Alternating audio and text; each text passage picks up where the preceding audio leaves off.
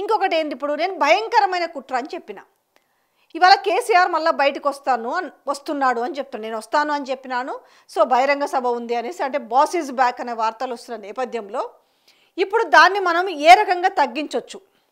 ఎందుకంటే already Congress party మీద వ్యతిరేకత ఉంది, జనాలందరూ కూడా రేపు కేసీఆర్ దగ్గర ఆల్రెడీ కేసీఆర్ కావాలి అంటున్న నేపథ్యంలో ఇప్పుడు మళ్ళీ కేసీఆర్ బహిరంగ సభ ఈ విధంగా కేసీఆర్ ప్రజల్లోకి పోతే ఇప్పుడు దేని మీద మనం స్పాట్ పెట్టాలి? అయిపోయింది, ఇప్పుడు కాళేశ్వరం అయిపోయింది, బ్రిడ్జిలు అన్నాము, కరెంట్ అన్నాం, ఏమేమో చెప్పినాం, అబద్ధాలు, కమిషన్లు అన్నాం, అదన్నాం, కుట్రలు, మనం అన్నీ వనినాం. కానీ ఇంకన్నీ పాత సబ్జెక్ట్ అయిపోయింది కదా, ప్రజల ముందుకి ఇప్పుడు ఒక కొత్త సబ్జెక్టు కావాలి బ్లేమ్ చేయడానికి. మీరు అర్థమైందా? కేసీఆర్ బయటికి రావట్లేదు, అన్ని రోజు రాలేదని ఏం చేశారు? టార్గెట్ ఎవరి వైపు చూపిస్తున్నారంటే కేటీఆర్ వైపు టార్గెట్ చూపించారు. సో ఏం చేసిరు?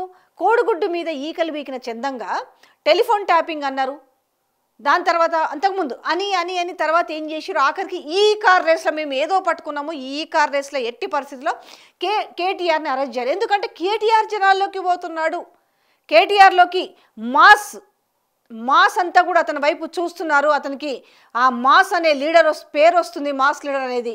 సో దీన్ని తగ్గించాలనేసి ఇక నానా పాటలు పడ్డారు సోషల్ మీడియాలో. ఇప్పుడు తెరపైకి మళ్ళీ కేసీఆర్ పేరు వచ్చి, కేసీఆర్ ఆ రోజు 12 నిమిషాలు మాట్లాడితేనే తట్టుకోలేకపోయినరు. 12 నిమిషాలు మాట్లాడితే నేను వస్తున్నా బయటికి, భారీ బహిరంగ సభ పెడుతున్నాను అనేసరికి అరే మళ్ళీ ఎట్లా కేసీఆర్ ప్రజల్లోకి వస్తున్నాడు. ఇప్పుడు దేని వైపు డైవర్ట్ చేయాలి? ఒకవైపు ఏమో మనం అన్ని సంక్షేమ పథకాలు ఇస్తున్నామని చెప్తే ఎంత ఇట్లా పిల్లికి బిచ్చం వేసినట్టుగా ఆడొకటి మాత్రం ఇచ్చినాం, మళ్ళీ ఇవ్వలేదని కాదు. ఇప్పుడు రైతు భరోసా ఉంది, రైతు భరోసా ఏంది? ఇవ్వదలుచుకుంటే సాచ్యురేషన్ పెట్టేసి 7 ఎకరాల 5 ఎకరాల 10 ఎకరాల పెట్టేసి ఇవ్వచ్చు. కానీ ఎట్లా తెలుసా? వీళ్ళు 1/2 ఎకరము 1 ఎకరము 2 ఎకరము 3 ఎకరము ఇట్లా పెట్టుకుంటూ దాంట్లో కూడా ఏంది, వెబ్సైట్లలో 5 ఎకరాల పొలం ఉన్ననికి వెబ్సైట్లో మాత్రం 2 ఎకరాలు చూపిస్తారు, 2 ఎకరాల నుండి 1/2 ఎకరం అంటే దాన్ని బేస్ చేసుకుని రైతు భరోసా కూడా వేస్తారు. అంటే ఇట్లా వెబ్సైట్లలో కూడా ఎకరాలని మాయం చేస్తారు, సర్వే నెంబర్లను మాయం చేస్తారు. ఇన్ని చేసినా కూడా మనం ఇంక అయితే లేదు. రేపు మళ్ళీ పెద్ద ఆయన బయటకు వస్తున్నాడు కదా, ఇప్పుడు మనం దాని మీద దెబ్బ కొట్టాలంటే ఏం చేయాలి? మనకి అడుగుగానే మంచిగా చాలా, ఎందుకంటే అక్కడ ఉన్న అంబేద్కర్ని ఏం చేయలేరు, అంబేద్కర్కి పొలమా లేకపోయినా ఏం కాదు, కానీ ముందు దాన్ని ఏమన్నా చేయాలనుకున్నాం అనుకో ఊకోరు. కానీ మనం ఏం చేద్దాము? ఓకే, ఇవన్నీ నాసిరకం కట్టడాలే కట్టిస్తాడు కమిషన్ల కోసం అని చెప్పి ఇప్పుడు మనము సెక్రటరీని ఎంచుకుందామని, సెక్రటరీ మీద బురద జల్లితే ఏమవుతుందంటే రేపు అవసరమైతే వీళ్ళు ఏం చేస్తారు తెలుసా? పైన అందరికీ కనిపించే ఆ గోపురాలు ఉంటాయి కదా, ఆ గోపురాలు వద్దు మేము గోల్ చేస్తామని గతంలో బండి సంజయ్ అన్నాడు. మరి బండి సంజయ్ సాటిస్ఫాక్షన్ కోసమే మరి రేవంత్ రెడ్డి ఆ పని చేపిస్తున్నాడా? మేము అధికారంలోకి వస్తే ఖచ్చితంగా ఆ పైన ఉన్న బుర్జులు గులగొడతామన్నాడు కదా, మరి దానికోసమే బండి సంజయ్ని బీజేపీని సాటిస్ఫాక్షన్ చేయడం కోసమే ఈరోజు సెక్రటరీ పైన కుట్ర బన్నుతున్నారా? నిజంగానే మీకు అంత డౌట్ ఉండి సెక్రటరీ బాగా కట్టలేదని అంటే, మీకు ఎప్పుడు ఆ కాళేశ్వరం మీద బాగా కూలేశ్వరం అని మేడిగడ్డ పగిలింది, అన్నారం ఎరిగింది, సుందిలా పలిగిందని మాట్లాడారు కదా, మీరు ఒకసారి ఆ దాంట్లోకి మీ గవర్నమెంట్ రాగానే సెక్రటరీలోకి పోయినప్పుడు చెక్ చేసుకోవాల్సి ఉంటుంది.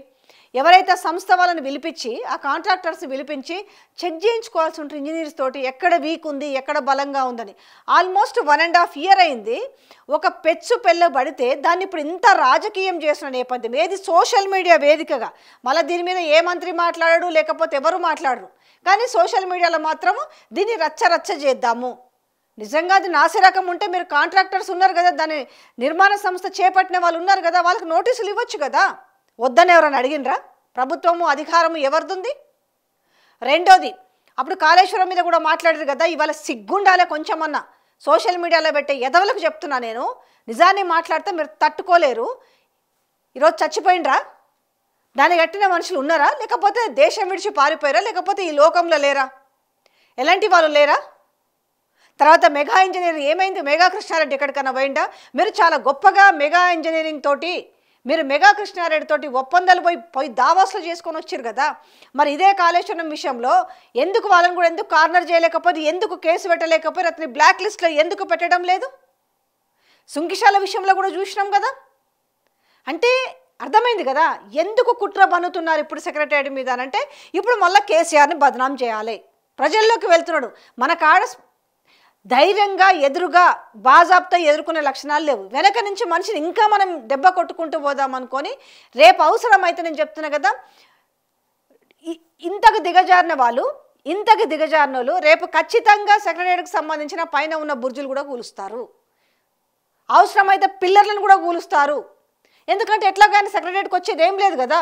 ఆయన దాన్ని రెనోవేట్ చేసే పనిలో ఆయన ఆఫీసును అంతా కూడా రెనోవేట్, వాస్తు దోషాలు ఉన్నాయనేసి వాస్తును సరి చేసుకోవడానికి, ఆయనకు తగ్గ వాస్తును ఉంచుకోవడానికి ఆయన డ్రిల్లింగ్ మిషన్లు పెట్టి డ్రిల్ చేస్తున్నారు కదా. ఆ నేపథ్యంలో దాని సాకుగా చూపుకొని ఏమైనా చేస్తారు.